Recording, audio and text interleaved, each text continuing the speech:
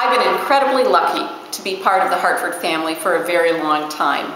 I was in the first cohort of Hartford Doctoral Fellows, which I will be convinced until my death that that was the basis for building my career, allowing me to focus on aging-related scholarship, which is what I have always cared about when I was a practitioner and a policymaker and a direct practice kind of person in the community.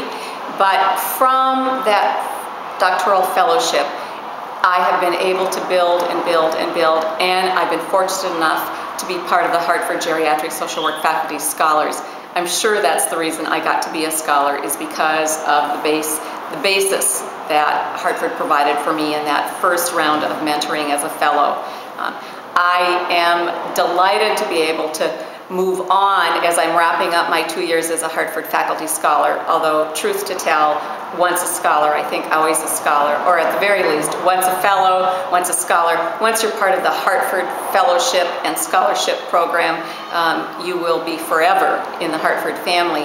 I'm now moving into the role of mentoring. I have had the pleasure of chairing 4 dissertation committees related to aging topics at the University of Utah, where I'm on faculty. I am especially delighted because just this afternoon I had the great news. I had the call from one of my dissertation students, one of the PhD students, who said, "Marilyn, I got the Hartford Doctoral Fellowship." So one of the students, Troy Anderson, will now be joining the Hartford family. He will be focusing his work on developing a clinical intervention, working with caregivers of older adults with dementia, primarily Alzheimer's disease.